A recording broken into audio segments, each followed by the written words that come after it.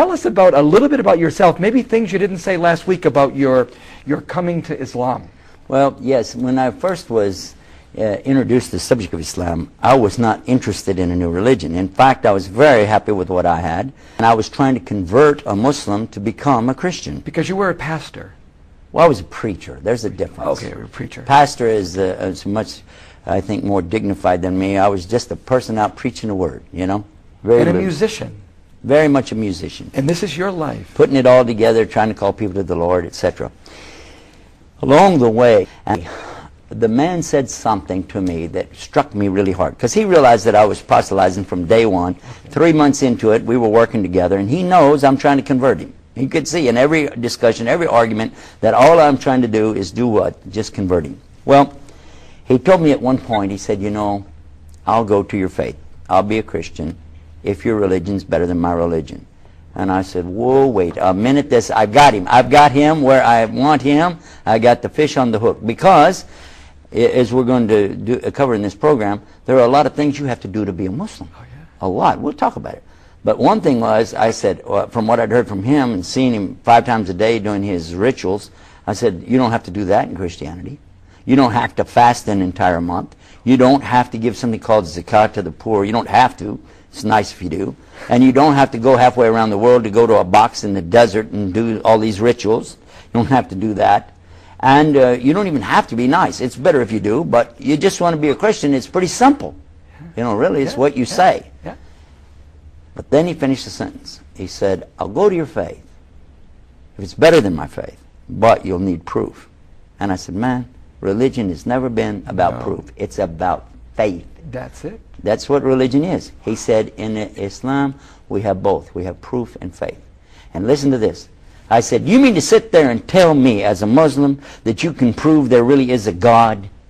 And he said, do you mean to sit there and tell me as a preacher of Christianity that you can't?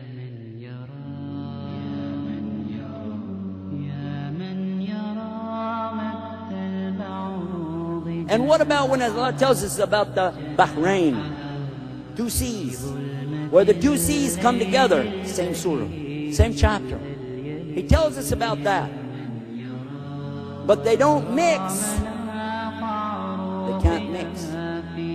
And when Jacques Cousteau, the eminent scientist from France, discovered this amazing situation where the Mediterranean feeds off into the Atlantic Ocean, these 2 big seas coming together, but they have 2 different salinities, different amounts of salt, 2 different temperatures, 2 different densities, 2 different life forms, not the same. And when they come together, that one stays inside of the other, but they don't mix. And when he got ready to talk about that, he had a Muslim on the boat with him, and he said, we already know that. That's in the Quran 1,400 years ago. Oop.